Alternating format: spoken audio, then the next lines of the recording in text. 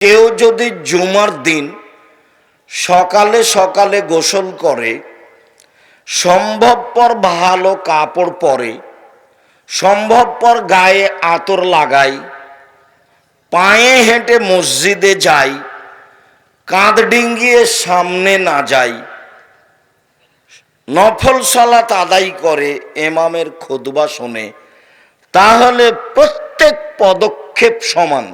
যতবার পা রেখেছে তত পা সমান।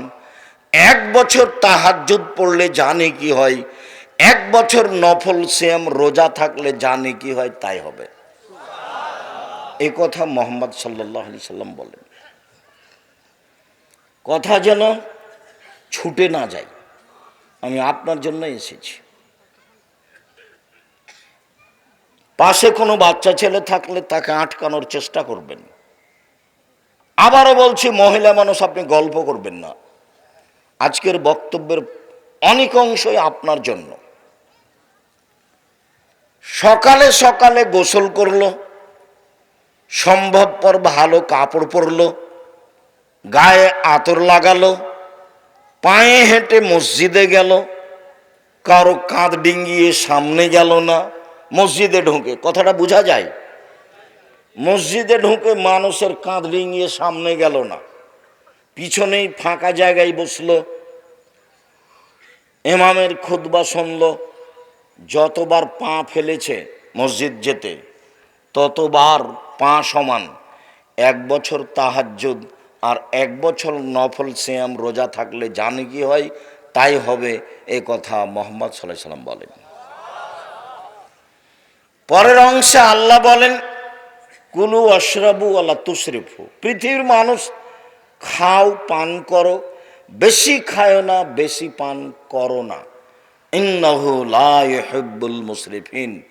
বেশি খাওয়াকে, বেশি পান করাকে আল্লাহ পছন্দ করেন না। বেশি খায়ও না, বেশি পান করো না। বেশি খাওয়া, বেশি পান করাকে আল্লাহ পছন্দ করেন না। এ কথা আল্লাহ বলেন। এখানে যে হাদিসটি পরে আসবে, ওই হাদিসটি এখনই বলে সামনের দিকে যাচ্ছি, সময়ের গতিতে আবারও আসতে পারে ইনশাআল্লাহ। আমরা যে শুনেছি মাচাছি গ্রামের আলেম ওলামার মুখে যে 3 ভাগে ভাগ করে খেতে হয়, এইটি সহিহ হাদিস। কথাটা ঠিক। মেকদাম ইবনে মাদি কারাব রাদিয়াল্লাহু তাআলা আনহু বলেন, রাসূল সাল্লাল্লাহু আলাইহি সাল্লাম বলেছেন, মা মালাউ ইবনে আদম বেআন শাররাম মিন বাতনিন। আদম সন্তান যেসব ব্যাগ থলে পূর্ণ করে, জিনিস ভর্তি করে, তার সবচেয়ে খারাপ ব্যাগ, সবচেয়ে খারাপ থলে পেট। এর চেয়ে আদম সন্তানের কোনো খারাপ ব্যাগ নেই।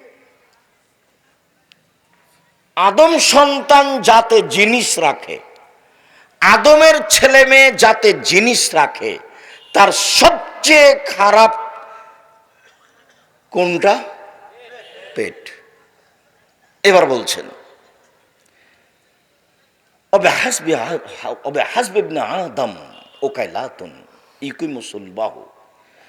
আদম সন্তানের জন্য কয়েক লোকমাই যথেষ্ট, যাতে সে চলতে পারবে, নিজেকে কন্ট্রোলে রাখতে পারবে।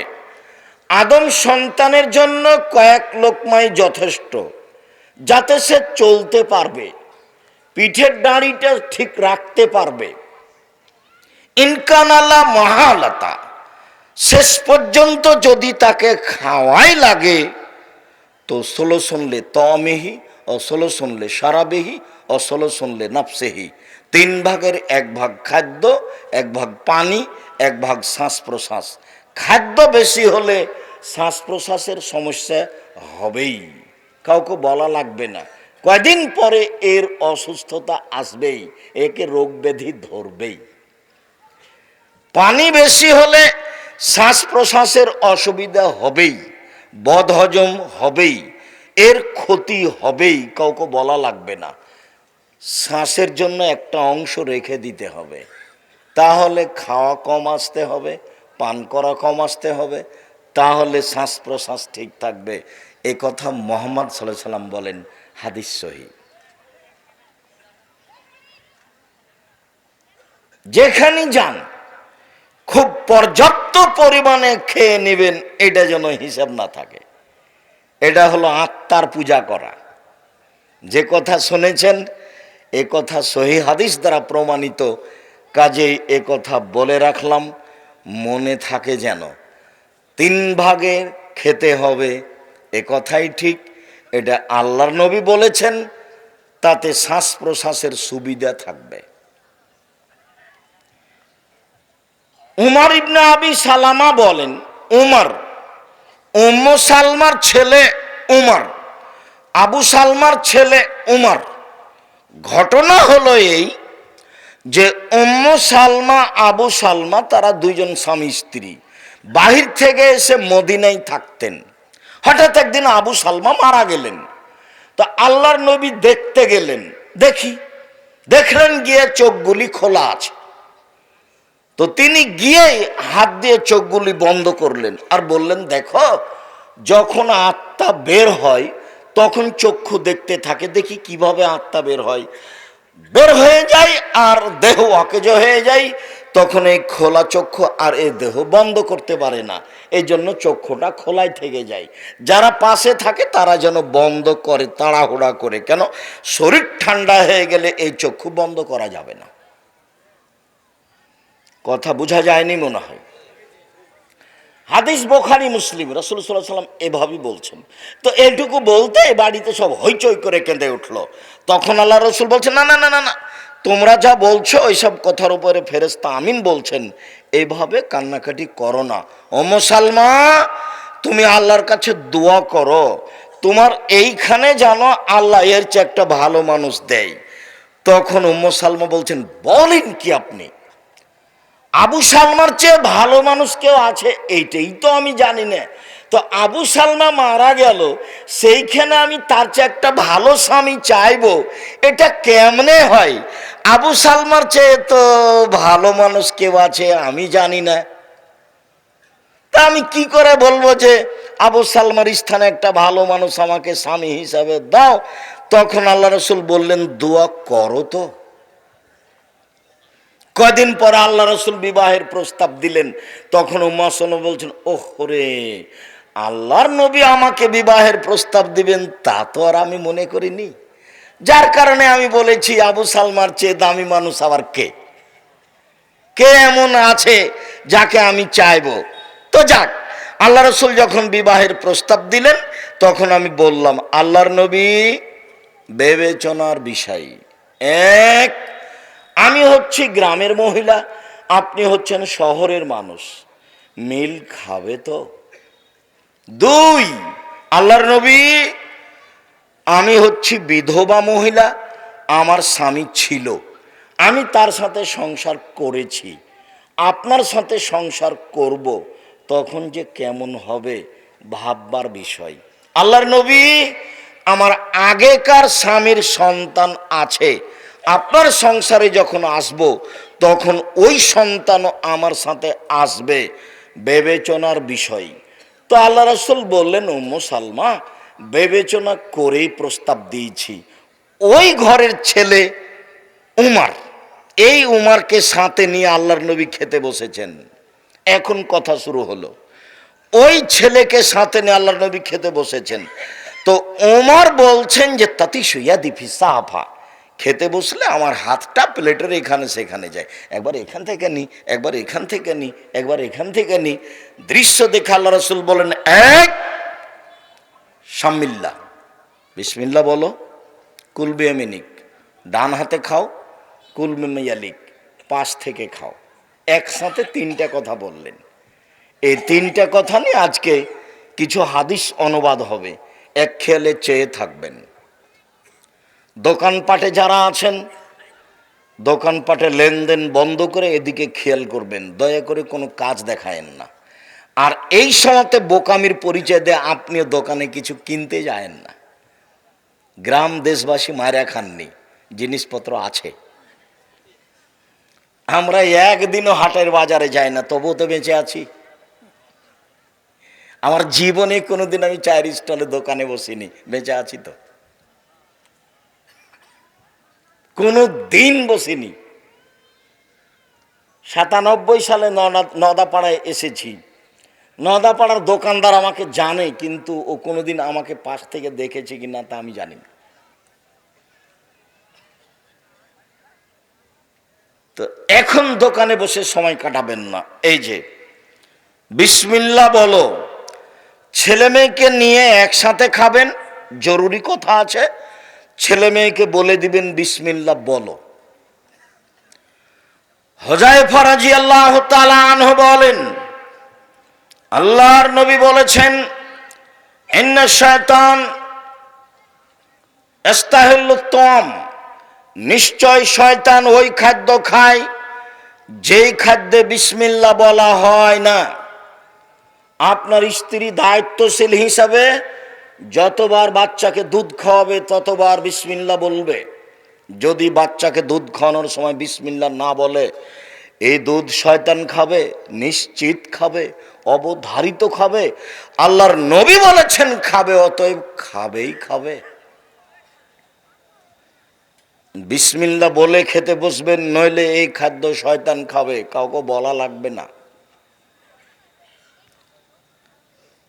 জাবের রাদিয়াল্লাহু তাআলা আনহু বলেন, রাসূল সাল্লাল্লাহু আলাইহি ওয়াসাল্লাম বলেছেন, ইজা দাখালা আহাদুকুম বাইতাহু যাকারাল্লাহ ইনদা দখিলা ইনদা তামিহি কালা শায়তান লা মাবিতা লাকুম আলা আশা। যখন কোনো মানুষ বাড়িতে ঢোকে সালাম দিয়ে ঢোকে, যখন কোনো মানুষ খেতে বসে বিসমিল্লাহ বলে, তখন ইবলিস অন্যান্য শয়তানকে বলে লা মাবিতা লাকুম আলা আশা, এই বাড়িতে থাকারও নেই, এই বাড়িতে খাওয়ারও নেই, কেটে পড়ো। থাকাও যাবে না, খাওয়াও যাবে না। থাকা যাবে না কেন? সালাম দিয়ে ঢুকেছে এই জন্য। বাড়িতে কেউ না থাকলে সালাম দিয়ে ঢুকবেন, বাড়িতে ফেরেশতা আছে। জরুরি বিধান, জরুরি, লজ্জাবোধের কিছু নেই। সালাম দিয়ে ঢুকতে হবে। স্ত্রী আছে, হঠাৎ করে বলবেন এত বড় কাজ কেমন হলো, কেমন কেমন লাগছে, ভালো লাগে না, যেন নুন নাই আন্নায় না লাগছে। কেমনে বলি? জি না, সালাম দিয়ে ঢুকতে হবে। চাঁপাই নবমজের ভাষায় আপনি তো সালাম দিয়ে ঢুকবেন, আপনার বাপকে ঢুকতে হবে না, আপনি বাধ্য। এখানে আপোষের কোনো সুযোগ নেই, সালাম দিয়েই ঢুকতে হবে, বিসমিল্লাহ বলেই খেতে হবে। তিনি বলেন, এই দাখালা আহাদুকুম ওলা মেজ করিলেন তো দখইলেন তামিহি কালা শায়তান মাবিতা লাকুম আশা। যখন কেউ সালাম দিয়ে ঢোকে না, বিসমিল্লাহ বলে খায় না, তখন শয়তান বলে এই বাড়িতে থাকো আর খাও। হাদিস বুখারী মুসলিম, সন্দেহের কোনো অবকাশ নেই। জাবের রাদিয়াল্লাহু তাআলা আনহু বলেন, আল্লাহর নবী বলেছেন, ইন্নাশ শায়তান ইয়াহজুরু ফি কুল্লি শাইইন মিনকুম হাত্তা ইয়াহজুরু ইনদা তাম। শয়তান আপনাদের সব জায়গাতেই থাকে, শয়তান আপনাদের সাথে সব সময় মানুষের সাথে থাকে, এমনকি খাওয়ার সময়তেও থাকে। এখানে একটা হাদিস বলবো, এ হাদিস শেষ হলে ইনশাআল্লাহ। এজা সাকাতাত মিন আহাদিকুম আল-লুকমা, খেতে বসে যদি কিছু ভাত পড়ে যায়, রুটি পড়ে যায়, তো ফালিমিত মিনহাল আজা, উঠিয়ে নিয়ে দেখতে হবে ময়লা মাটি কিছু লেগেছে, লাগলে সরিয়ে দিতে হবে। ওয়াল ইয়াকুলহা, তারপর খেয়ে নিতে হবে। ওয়ালা ইয়াদালি শয়তান, শয়তানের জন্য ছেড়ে রাখতে হবে না। ওয়ালা ইয়াদরি ফিয়াতিনাল বারাকা, তার জানা নাই কোন ভাতে বরকত রয়েছে। অতএব খেতে বসলে শয়তান এখানে আছে, এ কথাই ঠিক। একে বিসমিল্লাহ দিয়ে ঠেকাতে হবে, পড়ে গেলে উঠিয়ে নিতে হবে, ময়লা লাগলে সরিয়ে দিতে হবে, সেটা আবার খেয়ে নিতে হবে, সেইটা গরুর চারি গরুর নান্দে দিতে হবে না, আরোটা দেন, আঙ্গুল চেটে খেতে হবে, প্লেট চেটে খেতে হবে। তোমার জানা নাই কোন ভাতে বরকত রয়েছে, পড়ে গেছিল সেটা রেখে দিয়েছো, বাড়ি থেকে বরকত চলে গেছে, ওটা শয়তান খেয়েছে। স্বামী স্ত্রী মিলে যদি প্রতি মাসে 2 লক্ষ টাকা ইনকাম করেন, বুঝতে পারবেন না কিভাবে আসে আর কিভাবে যায়। আব্দুর রাজ্জাক সাহেব মকতুমে দাওয়াতের জন্য বলেছিল দিনের জন্য 10 টাকা দেন, কিন্তু দিনই উঠে চলে এসেছি।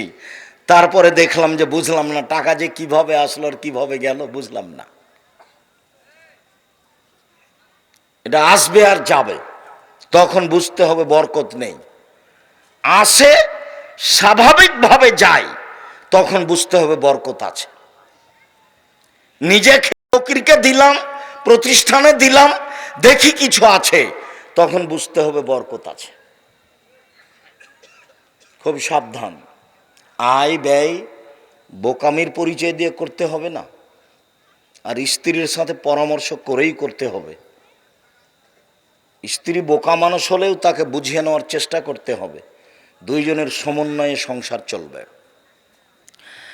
আয়েশা রাদিয়াল্লাহু তাআলা আনহা বলেন, কানান নবী সাল্লাল্লাহু আলাইহি সাল্লাম ইয়াকুলু ফি সিত্তাতিন মিন আসহাবিহি। আল্লাহর নবী একদিন 6 জন সাহাবীকে নিয়ে খেতে বসেছেন। 6 জন সাহাবীকে নিয়ে খেতে বসেছেন। ফাজার আবিউন, একটা পল্লীর মানুষ এসেছে। ফা আকালাবে লোকমাতায় নে, আল্লাহর নবী তাকে খেতে বলেছেন, ও 2 লোকমাতে সব খেয়ে নিয়েছে। তখন আল্লাহর নবী বলছেন, আলা সাবধান, আলা সাবধান, মনে রেখো, ইন্নাহু লাউ সাম্মা কাফাকুম, ও যদি বিসমিল্লাহ বলে খেত তাহলে সবার জন্য হতো। ও যদি বিসমিল্লাহ বলে খেত তাহলে সবার জন্য হতো। বিসমিল্লাহ বলে না যারা, তারাই তো কাফের, তারা 7 পেটে খায়, যারা মোমেন তারা 1 পেটে খায়, 7 আঁতে খায়, 7 ভরিতে খায়। মোমেন 1 ভরিতে 1 আঁতে খায়। এ কথা মুহাম্মদ সাল্লাল্লাহু আলাইহি সাল্লাম বলেন। তিনি বলেন, ও যদি বিসমিল্লাহ বলতো, পল্লীর বেদুইন মানুষ, তাহলে সবাই মিলে খেতাম, তৃপ্তি পেয়ে যেতাম। ও বিসমিল্লাহ বলেনি, 2 লোকমাই শেষ করে দিয়েছে। বিসমিল্লাহ। আনাস রাদিয়াল্লাহু তাআলা আনহু বলেন, রাসূল সাল্লাল্লাহু আলাইহি ওয়াসাল্লাম বলেছেন, এ যা আমসাইতুম কুফু সিবিয়ানাকুম। উপস্থিত বৈঠকের মুসলিম বোন এদিকে লক্ষ্য করেন। এ মেঘ, কথা বলছো কেন? শরম হয় না তোমার? তোমাকে তো প্রথমে নিষেধ করেছি, আবার কথা বলছো কেন? একবারে মুখ বন্ধ করে থাকবেন, এক খেয়ালে চেয়ে থাকবেন, আমি আপনার জন্য এসেছি। আল্লাহর নবী বলছেন যে সূর্য ডুবার সাথে সাথে, সূর্য ডুবতে যাচ্ছে যখন, তখন সব ছোট ছেলে মেয়েকে আটকে দিবেন। আঙিনায় উঠানে নিয়ে যাবেন না, ছাদের উপরে নিয়ে যাবেন না, বাড়ির পিছন দিকে নিয়ে যাবেন না। কেন? এন্তা সেরো শয়তান, এখন শয়তান ছড়িয়ে পড়েছে। শয়তান যদি বাচ্চার দিকে দেখে তাহলে সারা রাত পায়খানা করবে, বমন করবে, শয়তানের বদনজর লেগে যাবে। ফাজা জাহাবাত সাআতুম মিনাল লাইলে, কিছু রাত যখন পার হয়ে যাবে, রাত 8টা 9টা হয়ে যাবে, এশার সময় হয়ে যাবে, ফাখাল্লু সাবিলাহুম, এবার বাচ্চাদের ছেড়ে দেন, কোনো সমস্যা নেই। খুব সাবধান, হাদিস বুখারী মুসলিম। কোন সময়ে বাচ্চাদের আটকাতে বলা হলো? সন্ধ্যার সময়। শয়তান এই সময়ে ছড়িয়ে পড়ে। তারপরে বলছেন, ও আগলেকুল আবু আবদ করুল্লাহ, দরজা জানালা বন্ধ করো, বিসমিল্লাহ বলো। দরজা জানালা বন্ধ করো, বিসমিল্লাহ বলো। ইন্না শায়তান লা ইফতাহু বাবান মুগলাকা, নিশ্চয় শয়তান বন্ধ দরজা খুলতে পারে না। নিশ্চয় শয়তান বন্ধ দরজা খুলতে পারে না। নিশ্চয় শয়তান বন্ধ দরজা খুলতে পারে না। তবে বিসমিল্লাহ বলে বন্ধ করতে হবে। আজকে আপনার স্ত্রীকে গিয়ে বলেন, জীবনে কোনোদিন দরজা বিসমিল্লাহ বলে বন্ধ করেছে? বিসমিল্লাহ বলে দরজা বন্ধ করতে হয় এটাই তার জানা নাই, এটা তার কাছে একটা নতুন কথা। জানানা বিসমিল্লাহ বলে বন্ধ করতে হয়। তারপর আল্লাহ রাসূল বলছেন ওয়াকু কেরাবাকুম আযকুরুল্লাহ, পানির পাত্র, খাদ্যদ্রব্যের পাত্র, বিশেষভাবে পানির পাত্র ঢেকে রাখো, বিসমিল্লাহ বলো। আমাদের দেশে কলসে পানি থাকে, অনেক সময় জকে খোলা মুখে পানি থাকে। আল্লাহর নবী বলছেন ওটা ঢাকতে হবে, বিসমিল্লাহ বলতে হবে। তিনি বলছেন ওয়াখামেরও আনিয়া তখন আযকুরুল্লাহ, ভাতের পাতিল, তরকারির পাতিল, আটার পাতিল, পানির পাত্র, যত কিছু খাদ্যদ্রব্যাদির পাত্র আছে সব ঢাকো, বিসমিল্লাহ বলো। কেন? রাতে কতগুলি বালা মুসিবত চলে, সেইটা যদি কোনো জিনিস খোলা থাকে তাহলেও তাতে ঢুকে যাবে। এইটা সকালে যে খাবে তার রোগ ব্যাধি হবেই। দোকানপাটে যা খোলা আছে তা খাবেন না, ঢাকা থাকতে হবে। যা ফাঁকা জায়গায় বিক্রি হচ্ছে তা খাবেন না, তা ঢাকা থাকতে হবে, তাহলে খাবেন। নইলে তার ভিতরে রোগ জীবাণু ঢুকে আছে, এ কথা আল্লাহর নবী বলছেন। শেষ পর্যন্ত তিনি বলছেন ওয়ালাউ তারজু আলাইহি শায়ান, কিছুই যদি না থাকে, দরজা যদি না থাকে, জানালা যদি না থাকে, বাহির দরজা যদি না থাকে, ভাতের পাতিল ঢাকার যদি কিছু না থাকে, পানির পাত্র ঢাকার যদি কিছু না থাকে, তাহলে একটা খড়কুটা এরকম একটা কাঠ বিসমিল্লাহ বলে উপরে রেখে দেন, সকাল পর্যন্ত এই দরজা দিয়ে শয়তান ঢুকতে পারবে না। এই পানির ভিতরে কোনো বালা মুসিবত প্রবেশ করতে পারবে না। যাদের কোনো ব্যবস্থা নাই তাদের জন্য শেষ বাক্য রাসূল সাল্লাল্লাহু আলাইহি সাল্লাম বলছিলাম বিসমিল্লাহ। আয়েশা রাদিয়াল্লাহু তাআলা আনহা বলেন আল্লাহর নবী বলেছেন যে এই যে আকালা আহাদুকুম নাসিয়া ইয়াযকুরাল্লাহ, কেউ যদি খায় পান করে বিসমিল্লাহ ভুলে যায়, তাহলে ফালিয়াকুল বিসমিল্লাহ ওয়ালাহু আখিরাহু, তাহলে সে যেন বলে আমার বিসমিল্লাহ শুরু শেষ সব জায়গায়, আমার বিসমিল্লাহ শুরু থেকে শেষ পর্যন্ত। তাহলে শয়তান যা খেয়েছে রেখে চলে যাবে, শয়তান যা খেয়েছে নিয়ে যেতে পারবে না, রেখে যাবে। রাসূল সাল্লাল্লাহু আলাইহি সাল্লাম বলেন কেউ যদি পেশাব পায়খানায় ঢুকে আর ও যদি বলে আল্লাহুম্মা ইন্নী আউযু বিকা মিনাল খুবুসি ওয়াল খাবাইস বিসমিল্লাহ না বলে, তাহলে শয়তান তার লজ্জা স্থান দেখতে পাবে, ক্ষতি করতে পারবে না।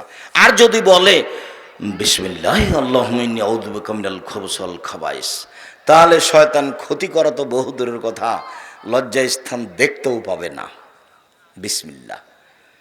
আবু হুরায়রা রাদিয়াল্লাহু তাআলা আনহু বলেন রাসূল সাল্লাল্লাহু আলাইহি সাল্লাম বলেছেন এজা আতা আহাদুকুম আহলাহু ফালিয়াকুল বিসমিল্লাহি আল্লাহুম্মা জান্নিবনা শায়তান ওয়া জান্নিবি শায়তান মা রাযাকতানা। কেউ যদি পারিবারিকভাবে যায় তাহলে যাওয়ার সময় বলবে আল্লাহ আমি অপবিত্র জিন এবং অপবিত্র জিন্নি থেকে তোমার কাছে আশ্রয় চাচ্ছি। এই দোয়া পড়লে এতে যদি আল্লাহ কোনো সন্তান দেয় লাইদুররুহু শয়তান, এই শয়তান এই বাচ্চার কোনো ক্ষতি করতে পারবে না। আর যদি দোয়া না থাকে, যদি পেটে বাচ্চা আসে, শয়তান তার ক্ষতি করবেই করবে। যে হাদিসটা বলতে চেয়েছিলাম সেটা ভুলে গেছিলাম, আবার গতিতে মনে পড়েছে, সেটুকু বলি। আবু সাঈদ খুদরি রাদিয়াল্লাহু তাআলা আনহু বলেন কালা শয়তান, শয়তান বলে ও ইজ্জাতিকা ইয়া রাব্বি, হে আমার প্রতিপালক তোমার ইজ্জতের কসম করে বলছি, শয়তান বলছে আল্লাহকে, হে আমার প্রতিপালক তোমার ইজ্জতের কসম করে বলছি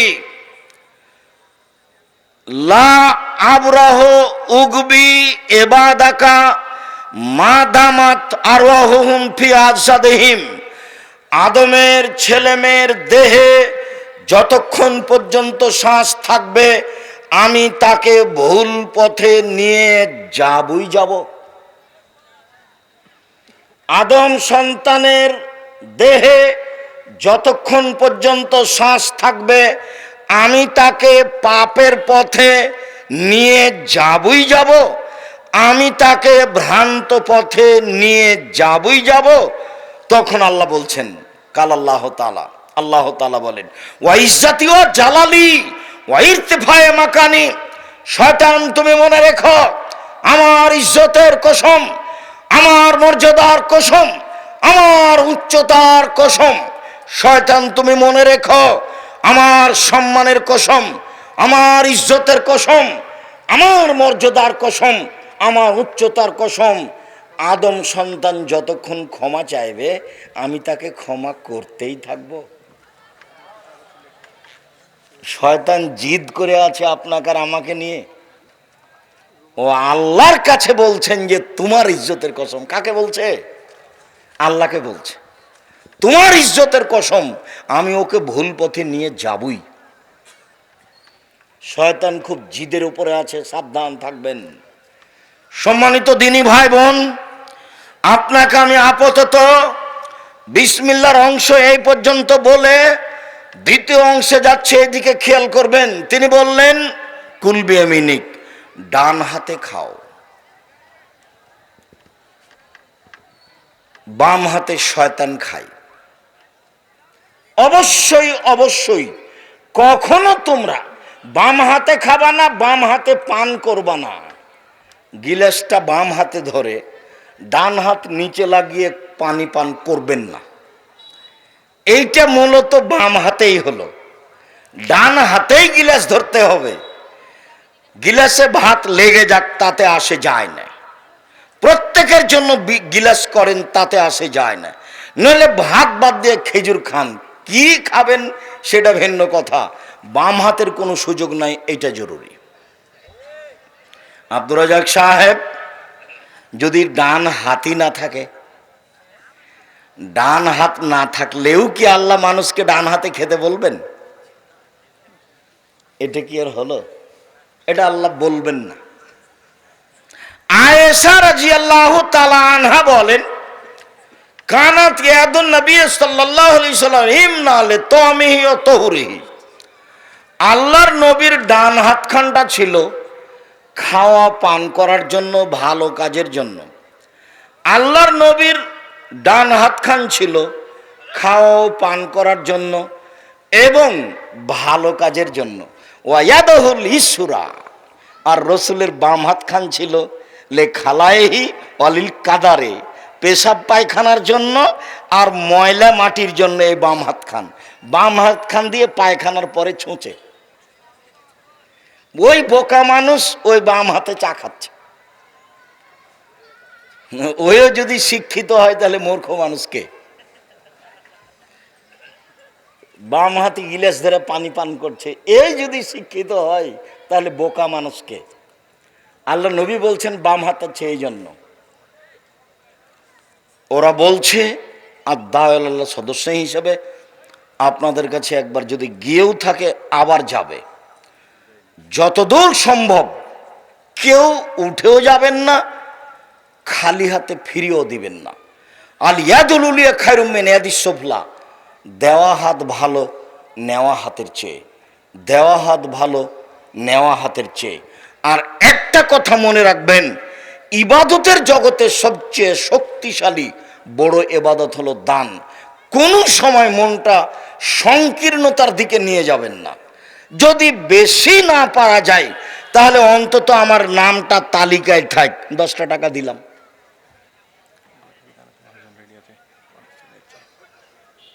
তো আমি সবাইকেই এই মুহূর্তে বৈঠকি দানে অংশগ্রহণ করার অনুরোধ জানিয়ে আমি আমার আলোচনার বাস্তবায়নে যাচ্ছি। কেউ নিজের প্রয়োজন দেখাবেন না দয়া করে। আমি ব্যস্ত আছি, এখান থেকে রাজশাহী যাব, রাজশাহী থেকে ঢাকা যাব, ঢাকায় ক্লাস নেব এই আশা করে বসে আছি ইনশাআল্লাহ। এখান থেকে রাজশাহী যাব, রাজশাহী থেকে ঢাকা যাব, ঢাকা রূপগঞ্জ জামিয়া সালাফে এখন ক্লাস নেই, ওখানে ক্লাস নিব। কাজে আপনি আমার চেয়ে বেশি ব্যস্ত, দয়া করে এটা দেখায়েন না। আর যারা বৈঠকি দানের জন্য যাচ্ছে, পাশে যখন দেখবেন 10 টাকা হোক, 50 টাকা হোক, 500 টাকা হোক, ও যেন আপনার পাশ দিয়ে খালি ফিরে না যায়, এইটা আপনার মাথায় শক্তভাবে থাকতে হবে।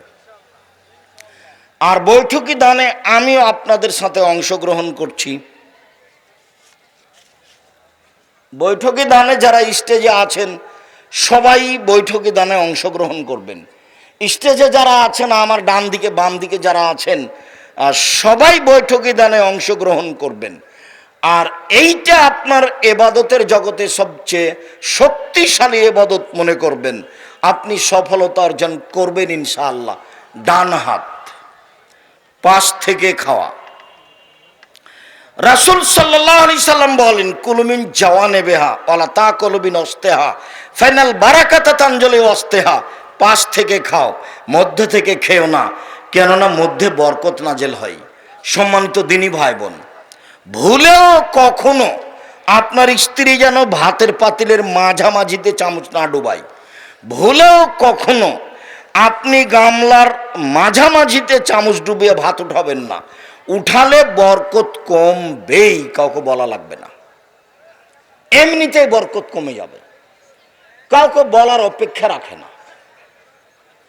রাসূল সাল্লাল্লাহু আলাইহি ওয়াসাল্লাম বলেন, জনৈক ব্যক্তি এসে বলছেন, আল্লাহর নবী, নাহনু নাকুলু ওয়ালা নাশবাউ, আমরা খাই কিন্তু আমরা তৃপ্তি পাই না, আমরা খাই কিন্তু আমরা তৃপ্তি পাই না।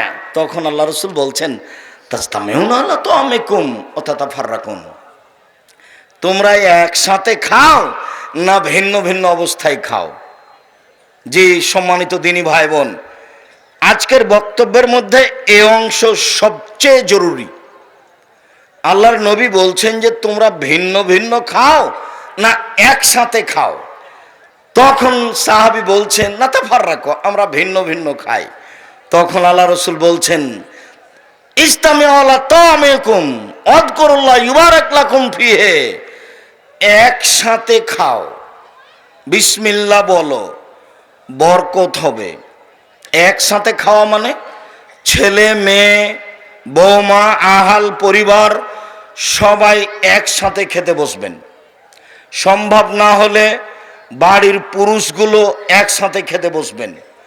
ভিন্ন ভিন্ন খেতে বসলে বরকত উঠে যাবে, এটাই চূড়ান্ত। একসাথে না খেলে ভাতের পাতিলে তরকারির পাতিলে বরকত থাকবে না, এটাই চূড়ান্ত। অতএব একসাথে খেতে বসলে দুইজনের খাদ্য চারজনের হবে, আর চারজনের খাদ্য আটজনের হবে, এই কথা মুহাম্মদ সাল্লাল্লাহু আলাইহি সাল্লাম বলেন। ভুলেও কখনো যে যারা ওই বৈঠকি দান উঠাতে গেছে, আপনি তাদের সাথে উঠে গিয়ে নিজের পরিবেশটা নষ্ট করবেন না।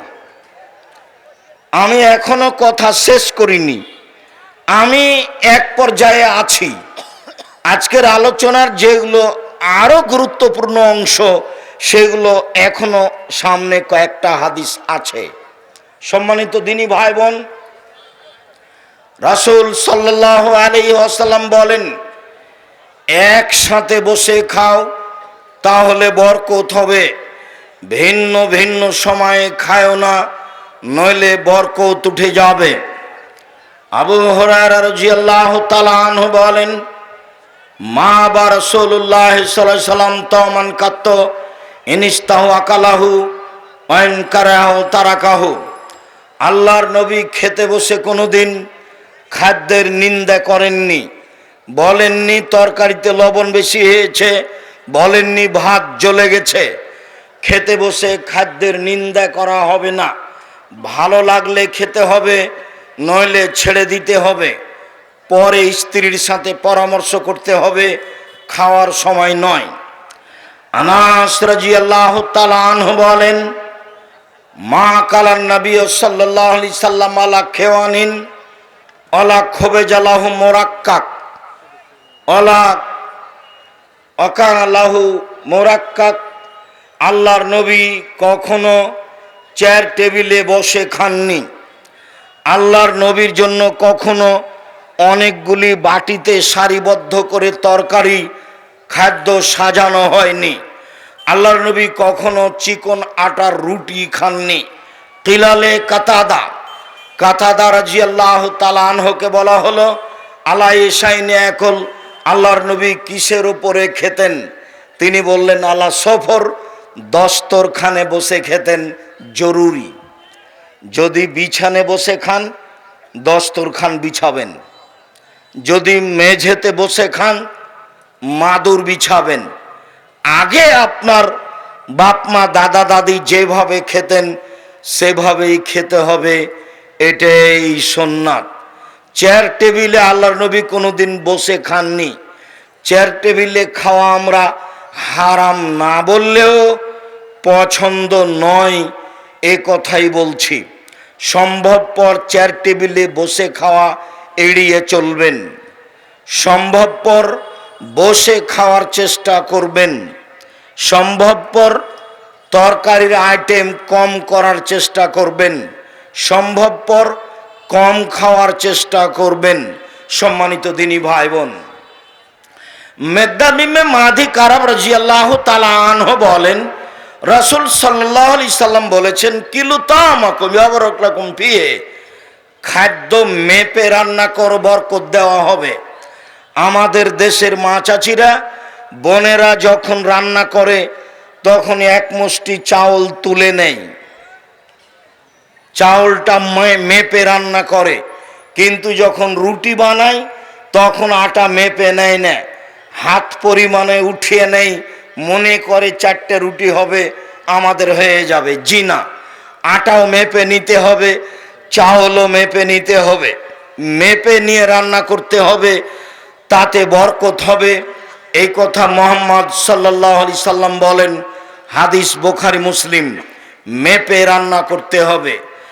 জোহাইফা রাদিয়াল্লাহু তাআলা আনহু বলেন, আল্লাহর নবী বলছেন, লা আকল মুত্তাকিয়ান, আমার জীবনে আমি কোনোদিন হেলান দিয়ে খাইনি।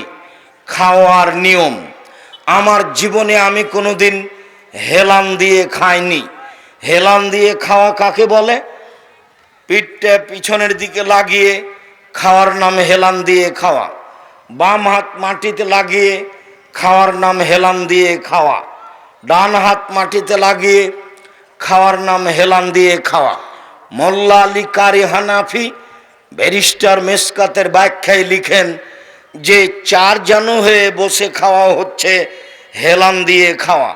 ডান পা বাম দিকে, বাম পা ডান দিকে করে পিছন নিতম্ব মাটির উপরে রেখে খাওয়া হচ্ছে হেলান দিয়ে খাওয়া। কেন? এইভাবে খেলেও পেটটা ফাঁকা থাকবে, মানুষ বেশি খেতে পারবে। তাহলে কিভাবে বসতে হবে? পেশাব পায়খানায় যেভাবে বসে এইভাবে হাঁটু উঠিয়ে বুকের সাথে রেখে চাপা দিয়ে বসবে, তাহলে পেটটা চাপা থাকবে, কম খাওয়া হবে। এটাই হলো বসার নিয়ম। তাহলে আর হেলান দেওয়া হলো না, এই কথা তিনি বলেন। সম্মানিত দিনী ভাই বোন, আল্লাহর নবী হেলান দিয়ে খাননি এই কথা তিনি বলেন, আল্লাহর নবী নিজে বলেন। তবে হেলান দেওয়া কি জিনিস এই কথা তিনি বলেননি। বিদ্বানগণ বলেন, পিছন দিকে হেলান দেওয়া মানে হেলান দিয়ে খাওয়া। বাম হাত রেখে মাটির সাথে রেখে কোনো কিছুর সাথে রেখে খাওয়ার নাম হেলান দিয়ে খাওয়া। ডান হাত কোনো কিছুর উপর রেখে খাওয়ার নাম হেলান দিয়ে খাওয়া। মোল্লা আলী কারি বলেন, 4 জানু হয়ে বসে ডান পা বাম দিকে, বাম পা ডান দিকে দিয়ে নিতম্ব মাটির উপরে রেখে বসে খাওয়ার নাম হেলান দিয়ে খাওয়া। এগুলো সবই হলো হেলান দিয়ে খাওয়া। তাহলে খাবো কিভাবে? যেভাবে পেশাব পায়খানায় বসা হয়, হাঁটু বুকের সাথে লাগিয়ে পেটটা চেপে খেতে বসতে হবে। তাহলে অল্পতে পেট ভর্তি হয়ে যাবে, খাওয়া কম হবে।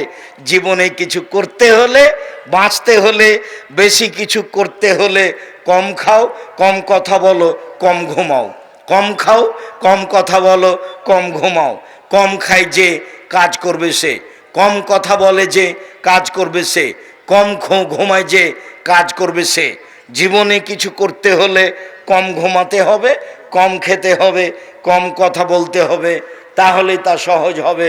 সম্মানিত দিনী ভাই বোন, আমি আপনাকে কথা সংক্ষিপ্ত করে এই অংশে চলে এসে বলি, খাওয়ার শুরুতে বলেছিলেন বিসমিল্লাহ, তাহলে মাঝে মধ্যে কিছু বলবো নাকি? যারা তাবলীগ করে তারা বলে যখন খেতে থাকবে নিবে, প্রয়োজন আছে ততক্ষণ বলবে সুবহানাল্লাহ, আর যখনই বলবে আলহামদুলিল্লাহ তখন মানে হলো আর নিবে না। জি না, এটা নয়।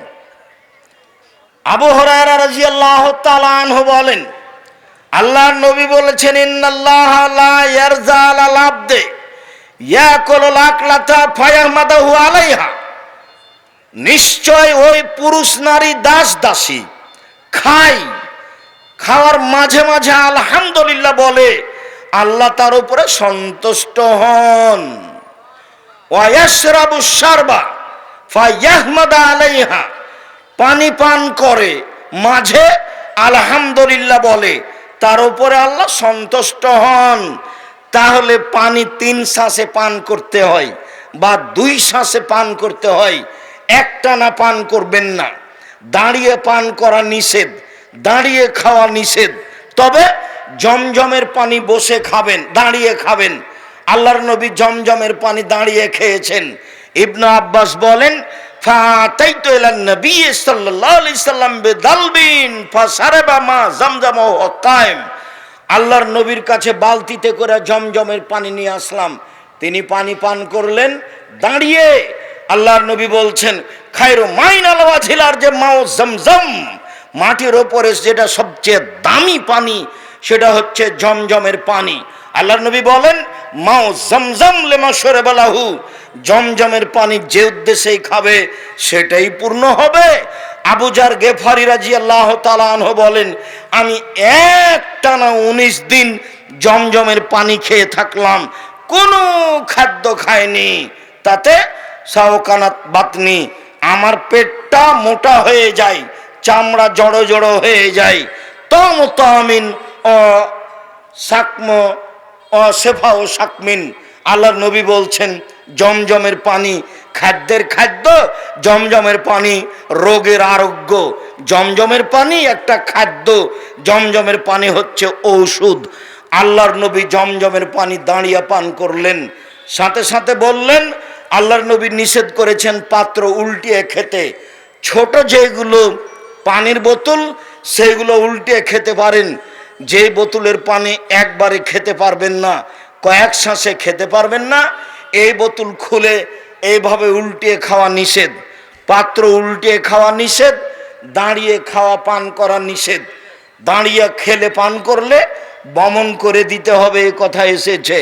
বমন না করলেও খাওয়া অপছন্দ, পান করা অপছন্দ দাঁড়িয়ে। সম্মানিত দিনী ভাই বোন, 3 শ্বাসে পানি পান করবেন। আবু আইয়ুব আনসারী রাদিয়াল্লাহু তাআলা আনহু বলেন, এই অংশ খুব গুরুত্ব সহকারে শুনবেন। যারা দোকানপাটে দাঁড়িয়ে আছেন, দাঁড়িয়ে থাকলেও কিছুক্ষণ এই দিকে লক্ষ্য করেন। যারা চলমান আছেন তারা একটু দাঁড়িয়ে কথাগুলি খেয়াল করেন। আবু আইয়ুব আনসারী বলেন, আল্লাহর নবী যখনই খাওয়া শেষ করতেন, যখনই পান করা শেষ করতেন, তখনই বলতেন, আলহামদুলিল্লাহিল্লাযী আতআমা ওয়া সাকা ওয়া সাওয়াগাহু ওয়া জাআলা লাহু মাখরাজা, ওই আল্লাহর প্রশংসা যে আল্লাহ খাওয়ালো, পান করালো, সুন্দরভাবে পেট থেকে বের করে দিল, সে আল্লাহর প্রশংসা। ওমামা বাহেলি রাদিয়াল্লাহু তাআলা আনহু বলেন, আল্লাহর নবী যখন খাওয়া শেষে দস্তরখান উঠাতেন তখন বলতেন, আলহামদুলিল্লাহ হামদান কাসিরান তাইয়িবান মুবারাকান ফি গায়রা মাকফিন ওয়ালা মুআদ্দাইন ওয়ালা মুস্তাগনান আনহু রাব্বানা। ওই আল্লাহর প্রশংসা, আল্লাহর প্রশংসা খুব, আল্লাহর প্রশংসা বরকতময়, মঙ্গলময়। হে আল্লাহ, তোমার এই খাদ্য থেকে আমি নিজেকে মুখাপেক্ষীহীন মনে করতে পারি না। আল্লাহ, আমি তোমার এই খাদ্য থেকে নিজেকে সরাতে পারি না। আল্লাহ, তোমার এই খাদ্য আমি ত্যাগ করতে পারি না। খেতে বসে আল্লাহ রাসূল বলতেন, আল্লাহুম্মা বারিক লানা ফিহি আতিমনা খায়রান মিনহু, আল্লাহ যে খাদ্য এখন দিয়েছো তাতে বরকত দাও, এরপরে যেটা খাদ্য দিবা সেটা তার চেয়ে যেন ভালো হয়। সম্মানিত দিনী ভাই বোন, আনাস রাদিয়াল্লাহু তাআলা আনহু বলেন, আল্লাহর নবী বলেছেন, মান কালা বাদাল আকলে, যে ব্যক্তি খাওয়া পান করার পরে বলবে এখন যেটা বলতে যাচ্ছি এটা একটা ব্যতিক্রম দোয়া। খাওয়ার শেষে এই দোয়া পড়লে যে অতীতের সব পাপ ক্ষমা হয়ে যায়, এটা একটা ব্যতিক্রম বিবরণ। আল্লাহ নবী বলছেন, কেউ যদি খাওয়ার শেষে বলে আলহামদুলিল্লাহিল্লাযী আতামানি হাজা তাআমা ওয়া রাযাকানিহি মিন গায়রি হাওলিন মিন্নি ওয়ালা কুওয়া, সে আল্লাহর প্রশংসা যে আল্লাহ এই খাদ্য খাওয়ালো, যে আল্লাহ নড়াচড়া করা শক্তি নেই এর সত্ত্বেও আমাকে খাওয়ালো, পান করালো, সে আল্লাহর প্রশংসা। এটুকু পড়লে গোফের আল্লাহু মা তাকাদ্দামা মিন জামবিহি, আগেকার সব পাপ ক্ষমা। আব্দুর রাজ্জাক সাহেব, এত দোয়া কি আর আমরা জানি? তো দোয়ার বইটা বাড়িতে নেই। 150-200 টাকা আমি লক্ষ লক্ষ টাকা পয়সা খরচ করে ছাপালাম, আর আপনি তাকে স্বাভাবিক মনে করলেন। কে বড় লাভবান, কে বড় ক্ষতিগ্রস্ত? দোয়া, আদর্শ পরিবার, আদর্শ নারী,